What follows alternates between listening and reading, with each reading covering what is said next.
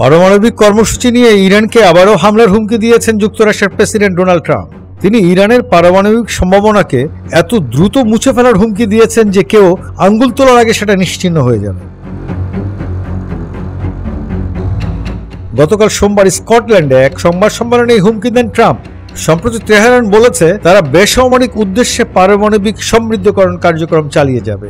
ইরানের পারমাণবিক সমৃদ্ধকরণ কর্মসূচি নিয়ে এই বছর তেহরানের সঙ্গে ট্রাম্প প্রশাসনের আলোচনা চলছিল। জুনে ইরানে ইসরায়েলে হামলার পর এই আলোচনা ভেস্তে যায়।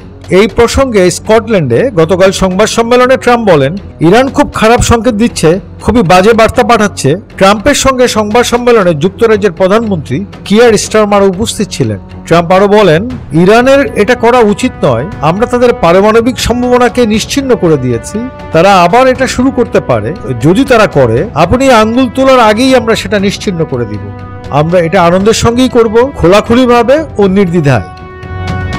গত সপ্তাহে যুক্তরাজ্য, ফ্রান্স ও জার্মানির সঙ্গে একটি আলোচনায় যোগ দিয়ে ইরানের পররাষ্ট্রমন্ত্রী আব্বাস আরাগচি জোর দিয়ে বলেছিলেন, ইরানের ইউরেনিয়াম সমৃদ্ধিকরণের অধিকার আছে। এই আলোচনাকে ইরানি কর্মকর্তারা গুরুত্বপূর্ণ, খোলামেলা ও বিস্তারিত বলে বর্ণনা করেছেন। গত জুনে ইরানের 3টি বড় পারমাণবিক স্থাপনায় ইসরায়েল ও যুক্তরাষ্ট্রের হামলার পর এটা ছিল পশ্চিমা বিশ্বের সঙ্গে তেহরানের প্রথম বড় কূটনৈতিক আলোচনা। তবে আলোচনা থেকে তেমন কোনো অগ্রগতি বা সাফল্যের ঘোষণা আসেনি। ট্রাম্পের গতকালকে বক্তব্য পর আরাগচি বলেন, ইরান কখনোই হুমকি ও ভয়ভীতি দেখানো ভাষায় সাড়া দেবে না। তিনি আবারও জোর দিয়ে বলেন, চিকিৎসা ও বেসামরিক কারণে ইরানের ইউরেনিয়াম সমৃদ্ধিকরণ প্রয়োজন। যদি ইরান আবারও হামলার শিকার হয়, তাহলে আরো দৃঢ়ভাবে তা প্রতিক্রিয়া জানাতে তেহরান দ্বিধা করবে না। এছাড়া গত রোববার ইসরায়েলের প্রতিরক্ষা মন্ত্রী ইসরায়েল কাটজ বলেছেন, তিনি ইরানের সর্বোচ্চ নেতা আয়াতুল্লাহ আলী খামেনিকে একটি বার্তা পাঠাতে চান।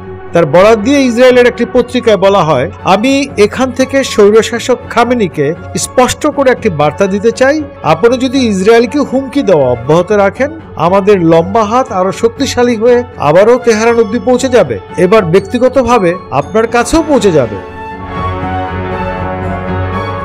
বিশ্লেষকদের মতে, ইরানের উপর ইসরায়েলের আবার যে কোনো ধরনের হামলা শুরু করার জন্য কার্যত যুক্তরাষ্ট্রের অনুমোদন প্রয়োজন হবে।